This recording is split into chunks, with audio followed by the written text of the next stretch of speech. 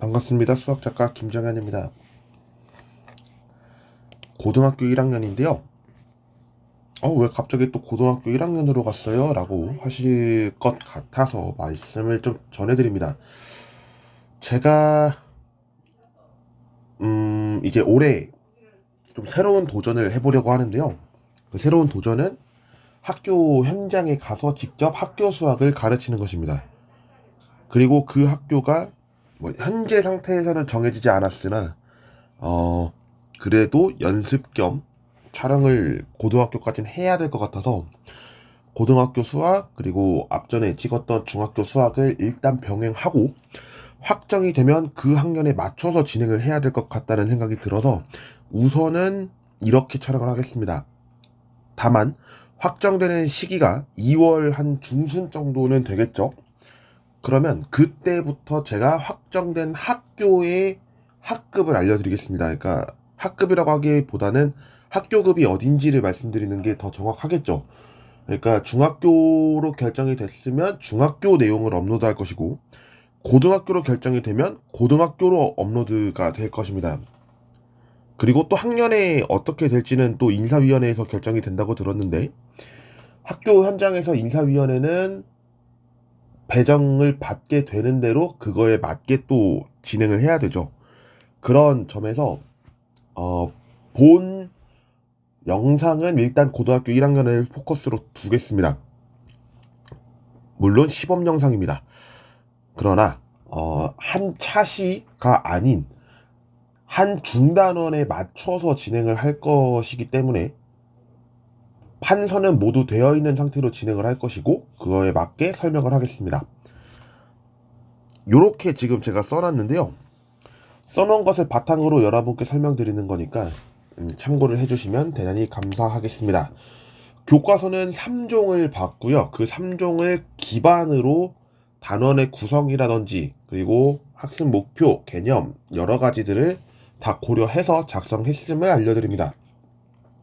그렇다고 해서 내용이 표절이거나 이런 내용은 없을 건데 만약 표절이라면 저는 일단 3종의 교과서에서 제시된 내용을 쓴 것이다라는 것을 명시하고 여러분께 설명을 드리는 점을 말씀드리는 점 참고를 부탁드립니다. 그러면 본 영상을 시작하겠습니다. 가장 먼저 등장하는 1단원은 다항식의 연산입니다. 다항식의 연산에서는 사칙 연산을 할 수 있다라는 학습 목표가 제시되는데요. 사칙 연산은 4가지 연산을 포함하고 있습니다. 덧셈, 뺄셈, 곱셈, 나눗셈. 그리고 여러분이 나중에 가서서 이항연산이라는 것을 고등학교 2학년 정도에 배우시게 될 것입니다. 이항연산을 만약 배우지 않는다면 대학 수학에서 다뤄지는 대수학 영역에서 이제 파악을 하시게 될 것이고요. 그 부분은 더하기, 곱하기, 기호를 사용한 연산만 이용합니다. 사실 덧셈, 뺄셈, 곱셈, 나눗셈이라고 이야기는 하지만 뺄셈인 경우에는 정수와 유리수, 그러니까 중학교 1학년 때 배운 것처럼 A 더하기 B, A 빼기 B의 내용은 A 더하기 하고 마이너스 B를 하고 있는 형태다라고 배운 적이 있었을 겁니다. 이 부분도 어쩌면 똑같을 겁니다. 그래서 다항식과 관련해서 여러분이 이제는 어떻게 연산을 하는지를 알 필요가 있는데 어떻게 생각하면 편하냐면 수를 확장시킨 부분으로 생각하시면 됩니다. 수를 확장시켰다는 의미는 우리는 그동안 수를 더해왔고 뺐고 곱해왔고 나눠왔습니다. 그런데 이제는 다항식이라는 개념이 등장하면서 무엇을 파악했었냐면 동류항을 알아봤습니다. 그 동류항이라는 것을 알고 나서 개수끼리 더하고 빼고 곱하고 나누고를 했었다는 거죠. 물론 동류항 때문에 곱셈과 나눗셈까지 이어지진 않습니다. 곱셈과 나눗셈은 여러분이 중학교 3학년 때 배우셨을 곱셈 정리 그리고 인수분해 이 내용에서 다뤄지게 되는데, 다항식에서 이야기하는 연산은 이제 뒤에 부분에서 설명을 하겠습니다만, 이제 어떻게 하는지를 아는 것이 중요하겠죠. 그래서 지금부터는 개념을 좀 여러 설명을 통해서 이야기하도록 하겠습니다. 자, 우선 이 개념을 여러분이 초등학교나 중학교 때 얼핏 들어보셨거나 아니면 엑셀에서 보셨거나 했을 겁니다. 바로 오름차순과 내림차순인데요. 오름차순은 무엇이냐, 그리고 내림차순은 무엇이냐라고 했었을 때, 우리가 이 부분에 해당하는 내용은 차수에 해당합니다. 차수가 큰 것에서 작아지는 것으로, 반대로 작아지는 것에서 큰 것으로 정리가 된다라고 했었을 때, 오름차순으로 정리가 되는 부분은 지금 ax 5제곱부터 f까지 나와 있는 그 다항식에서 오른쪽에서 왼쪽으로 순서대로 썼을 때, 그러니까 f가 가장 왼쪽에 있고 ax 5제곱이 오른쪽에 있었다면 이 정리는 오름차순으로 정리했다라고 할 수 있습니다. 반대로 지금과 같이 쓴 형태를 그대로 놨을 때는 내림차순으로 정리한다라고 하는데요. 다시 한번 정리를 하겠습니다. 지금은 x에 관한 오차 다항식으로서 다항식을 특정한 문자에 대해서 정리를 합니다. 그 정리가 차수가 높은 항부터 낮아지는 순서대로 정리가 되었을 경우에는 내림차순으로 정리됐다라고 하고, 반대로 차수가 낮은 항부터 높아지는 것을 정리하는 것에 대해서는 오름차순으로 정리했다라고 합니다. 그러면 한 가지 이야기할 것이 있습니다. 상수항은 몇 차인가요? 상수항은 우리가 문자에서 0제곱을 의미합니다. 0제곱이라는 뜻은 x의 0제곱은 1이죠. 결국 차수가 0이라는 것을 의미하기 때문에 결국 어디서부터 어디까지를 정리했다라고 하냐면, 가장 작은 차수는 0으로 이야기를 하는 거고, 최고차항이 무엇인지에 따라서 오른쪽으로 가는지 왼쪽으로 가는지 이 상황을 아는 것이 중요하겠습니다. 하지만 다항식은 보통 내림차순으로 정리한다는 점을 말씀드립니다.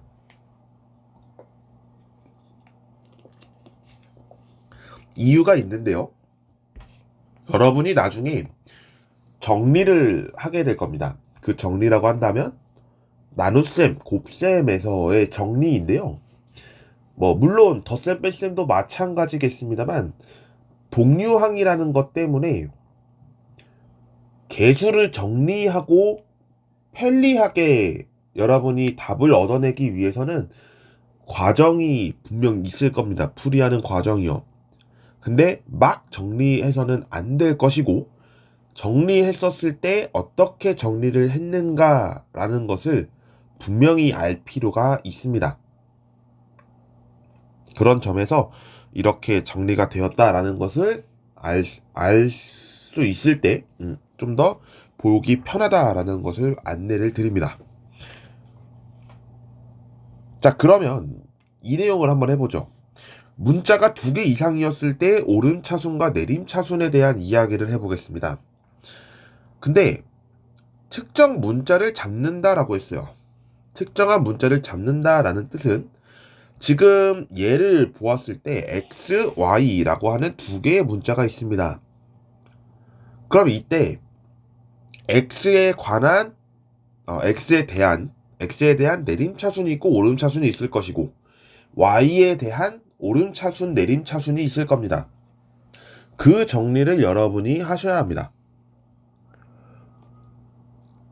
그리고 어느 한 문자를 가지고 지정을 했다라는 뜻은 다른 문자에 대해서는 상수 취급을 한다라는 변수가 아닌 상수의 개념입니다. 그 부분까지 잘 아셔야 이 문제를 해결하실 수가 있고요. 참고해 주시면 되겠습니다.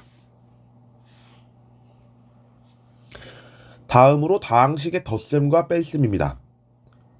이 내용은 여러분이 중학교 1학년 때부터 계속해서 배워왔던 내용이기 때문에 금방 설명을 하겠습니다.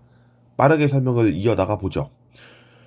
그 전에 제가 말씀드렸던 개념이 하나 있었습니다. 바로 동류항인데요.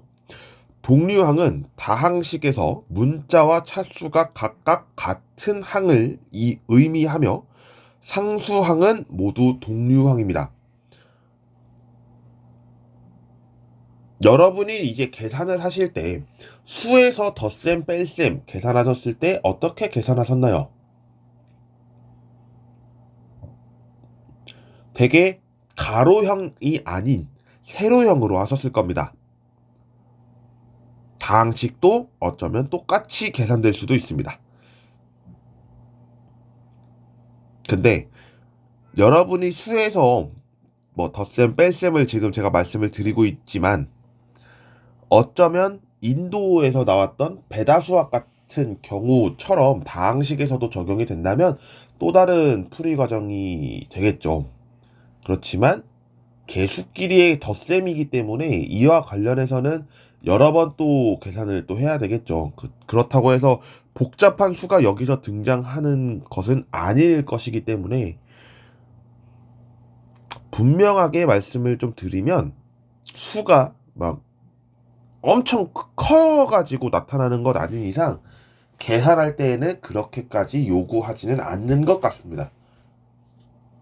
그래서 다항식에서 어떻게 계산하는지에 대해서는 여러분이 자유롭게 계산을 하시되 가로로 하든지 세로로 하든지 그리고 가로와 세로로 했었을 때 동류항이 어떻게 되어 있는지를 잘 파악하는 것이 무엇보다 중요하겠습니다. 그리고 이와 관련해서 성질이 성립하는 것이 있습니다. 바로 교환법칙과 결합법칙인데요. 다항식의 덧셈에서 교환법칙과 결합법칙이 성립하고 이는 수에서도 마찬가지로 교환법칙과 결합법칙이 성립합니다.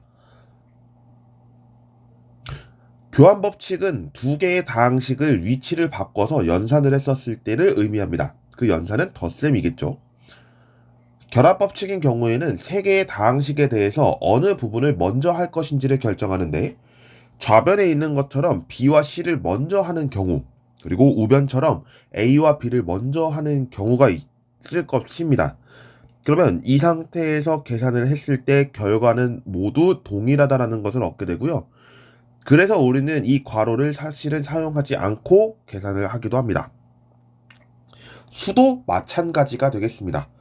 교환법칙에서 두 개의 수가 있었을 때 수를 바꿔도 계산은 똑같았습니다. 그리고 결합법칙인 경우에도 세 개의 수 A, B, C에 대해서 B와 C를 먼저 더하고 A를 더하던지 아니면 A와 B를 먼저 더하고 C를 더하던지 이 과정에서 순서 상관없이 계산되는 점을 알 수가 있고 이는 역시 결과가 동일하기 때문에 괄호를 생략해서 나타나기도 한다라는 것을 알 수 있습니다.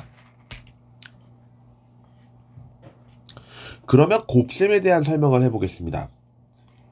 근데 여러분들 곱셈은 언제 배웠을까라고 했었을 때 중학교 3학년 때부터 여러분은 다루셨습니다.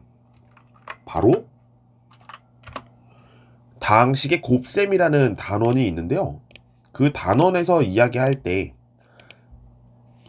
뭐 예를 들면 이런 것이 되겠죠. 지금 제가 적어 놓은 것처럼 완전 제곱식과 관련된 내용을 이야기하고 있는 부분이 있습니다. a 더하기 b의 제곱을 계산하게 되면 a제곱 더하기 2ab 더하기 b제곱이라는 이야기로 설명할 수가 있습니다.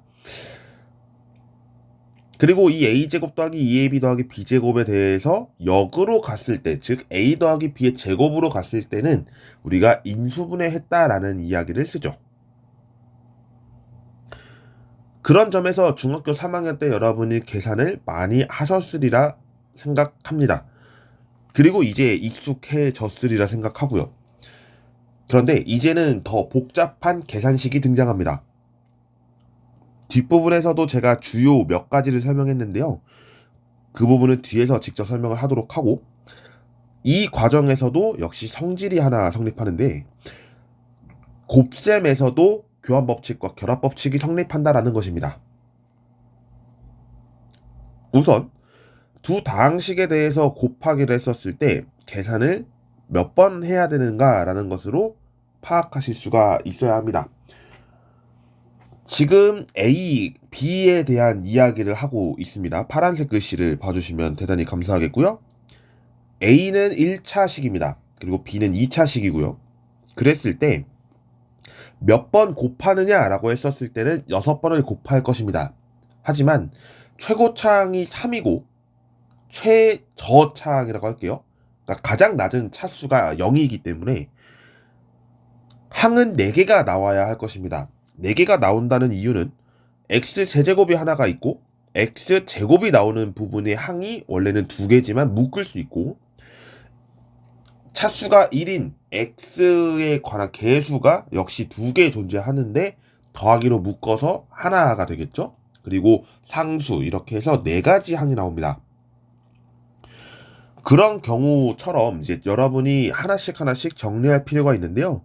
이 정리를 통해서 어떻게 하는가라고 했었을 때는 다음의 내용처럼 성립한다 라는 것으로 알 수 있습니다. 이렇게 계산을 해놓고 보니 교환법칙과 결합법칙이 곱셈에서도 성립한다는 것이고, 한 가지 더, 다항식의 덧셈과 곱셈에서 2가지 연산에 대한 분배법칙이 성립합니다.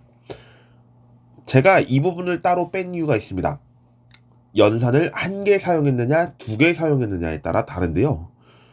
1개를 사용했었을 때는 실제로 대학 수학에서는 용어가 있고 2개를 사용했었을 때도 용어가 있습니다. 하지만 학교 수학에서 이 부분을 다루지는 않기 때문에 제가 설명을 직접적으로 꺼내지는 않겠습니다.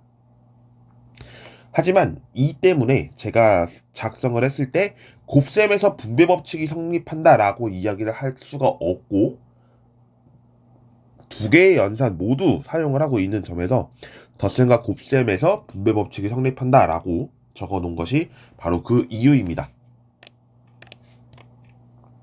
이렇게 설명을 하면 곱셈까지 여러분은 정리가 되셨을 겁니다.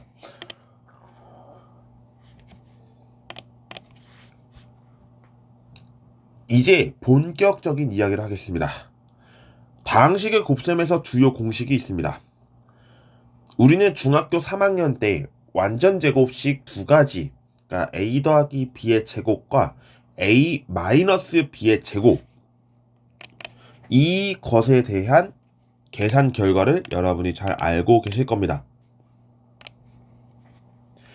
그리고 합차 공식이라는 것을 알게 될 겁니다.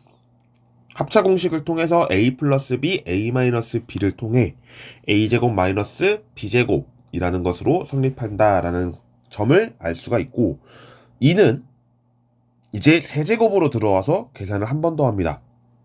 a 플러스 b의 세제곱과 a 마이너스 b의 세제곱의 계산 결과를 아셔야 하고, a 플러스 b, a제곱 마이너스 ab 플러스 b제곱, 그리고 a 마이너스 b, a제곱 플러스 ab 플러스 b제곱에 대한 결과를 다음과 같이 성립할 수 있으며, a 플러스 b 플러스 c의 제곱은 어떻게 되는지 이렇게 5가지를 제시해봤습니다. 이 과정을 통해서 여러분은 나중에 2차 방정식, 그 이상의 방정식을 배우시게 됐을 때 아셔야 하는 내용이니까요. 잘 숙지하시길 바랍니다. 그리고 마지막으로 다항식의 나눗셈과 수의 나눗셈 비교를 하겠습니다. 수의 나눗셈부터 먼저 설명을 해보죠. 수의 나눗셈에서 설명할 때에는 우리가 목과 나머지라는 것이 존재합니다. 목과 나머지가 존재하기에 앞서서 제수와 피제수라는 단어를 쓰게 되는데요. 네모를 세모로 나눈다라는 표현을 쓰죠. 네모를 세모로 나눈다. 그러면 그 나눈다의 의미가 어떻게 되느냐? 정확하게 나누어 떨어질 수도 있고요. 아니면 나머지가 존재할 수도 있습니다. 그런 점에서 나눗셈에 대해서는 우리가 초등학교 한 5학년, 6학년 때까지도 목과 나머지를 배웠기 때문에 이러한 점을 여러분이 잘 숙지를 하시길 바라겠고, 그랬을 때 나머지에서는 또 하나의 특징을 갖죠. 바로 B. B라고 한 것은 이제 A를 B로 나눈다의 뜻이 되는데 그 B보다는 작아야 합니다. 그리고 0보다는 당연히 크거나 같습니다. 0이 되는 경우에는 나누어 떨어진다의 경우이고 B가 되었을 때에는 Q가 하나 더 올라간다라는 뜻이 됩니다. 그런 부분으로서 설명할 수가 있기 때문에 다음에 부등호가 존재한다는 것이고 2는 다항식으로 끌어왔을 때, 그러니까 확장했었을 때는 조금 다른 변화가 생깁니다. 바로 차수에 대한 개념인데요. A라는 다항식이 있고 B라는 다항식이 있습니다. 그러니까 A가 있고 B가 있다라고 했었을 때 몫을 Q, 나머지를 R이라고 합니다. 그러면 일단 알아야 할 것은 R의 차수인데 이 R의 차수는 B의 차수보다 작다는 것을 의미합니다. 그리고 BQ라는 다항식이 하나 새롭게 성립이 된다고 하겠습니다. 그러면 여기에서 나타나는 최고차항은 A의 최고차항의 개수와 동일해야 합니다. 다시 한번 설명해보죠. BQ를 곱했을 때 나타나는 최고차항의 개수가 있을 겁니다. 그 개수는 A에서 정리가 되어 있는 다항식의 최고차항의 개수와 동일해야 합니다. 그 이유는 R에 대한 다항식 때문인데요. 다항식 R의 차수는 말씀드린 것처럼 B보다 작습니다. 그럼 당연하게 BQ보다도 작습니다. 그런 점에서 Q가 만약 상수였다면 R도 상수여야 하지만 그러지는 않겠죠. 다항식을 상수로 나누면 그럴 계산이 하지 않기 때문에 다항식을 1차식 이상으로 나눴을 때 이야기를 하고 있는 부분으로 설명할 수가 있겠습니다. 그래서 제가 오른편에 적어 놓은 것이 있는데요. 2차식을 1차식으로 나누었을 때 예를 들었을 때 3x제곱 마이너스 2x 플러스 1이라는 다항식을 x 플러스 2로 나누었을 때 몫이 3x 마이너스 8이 되고 나머지가 17이 되는 것을 볼 수가 있는데요. 몫은 1차식이 되고 나머지는 상수항이 됩니다. 그러니까 몫이 1차식이라면 나머지는 1차식보다 작은 항이 이루어져야 하고 지금 현재로서는 상수항밖에 없는 것이죠. 이렇게 계산이 되면 되겠습니다.